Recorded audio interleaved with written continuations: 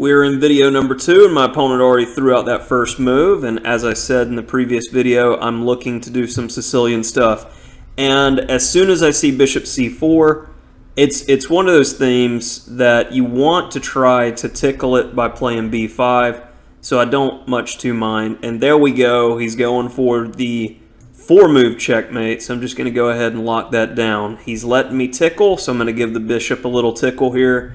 Where's your b going? Are you going to throw in e5? Try to trick me? e5 is probably the best move now to hit the rook, because if he goes bishop b3 or bishop d3, c4. So let's go ahead and see if he'll give it to me for free. And here, if e5, I'm going to take the bishop, he takes my rook, I take his knight, I think. Nah, he would take my knight too, but he's just giving me a bishop for free, so we'll take that, and my bad calculation. So, this opening didn't go well for the opponent. I mean, I think it's one of those things where the guys just try to treat everything like it's an Italian, which is the first thing most people learn. And here, I really didn't like that decision either, because you're down material. You need to keep tension and try to play for, you know, dynamics. So, saying that, I'm trying to force trades here. So let's go ahead and get that trade forced. And his pawn structure's crippled. He's a piece down. All you need to do in this type of situation is a mop-up job, where I'm just going to pressure weaknesses and make sure he doesn't have any targets. And if he'd like to take there, that's fine. I'll just take with a b and pressure d3. Thank you very much. And he's not exactly putting up a lot of resistance here. Go ahead and castle. Hogs on the 7th, they love to eat. Bishop e2 is definitely a threat as well. Tickle on the rook to pick up the f3 pawn. Alright, he wants to go to d6. Let's go ahead and put this knight over here, because I have a feeling he's going to be good later. And doubling seems nice.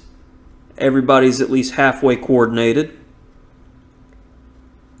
And I can't help but put a great knight on a square like that, because it does things. Because reasons. And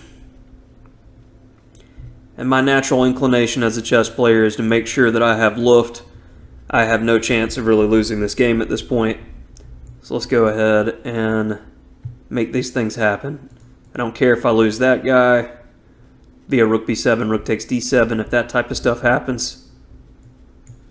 Grab, grab. This is becoming less and less fun for him. So, isn't this mate? Looks like mate. That's mate. Alright. So, not too much to say there. This is a very, very common opening mistake that I see when I'm analyzing Scholastic games. Like in 2015, I assisted at the Chess.com booth at grade level nationals in Orlando, and legitimately, I got sick and tired of seeing like e4, knight f3, bishop c4, or e4, bishop c4 in like all the games. It was ridiculous and an eye-opening experience that too many coaches are just like, do this every time, it's fine. No, it's not. Stop. Because especially against the number 2 option, seen in Scholastic tournaments, the Sicilian, this bishop c4 move does not work in many, many variations, especially this early. The only time it's going to be effective is, say, versus g6, but you need to be able to play c3 and d4, so it's more of a transposition into the Alpen. Here, though, a6 is a good reaction just to play b5 as seen in the game. Much better for white would have been to play a4 to stop this. And now here's a solid memory marker for you. You don't want to allow a5 to stick the pawn structure, so you just go with this type of development.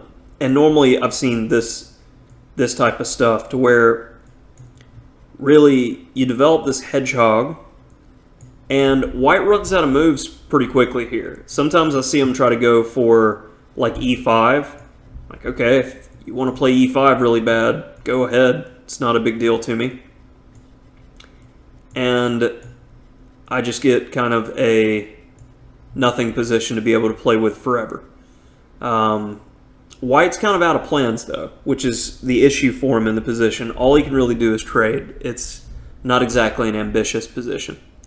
So, and I mean, you can choose lines where you don't even have to allow e5, but it's pretty satisfactory.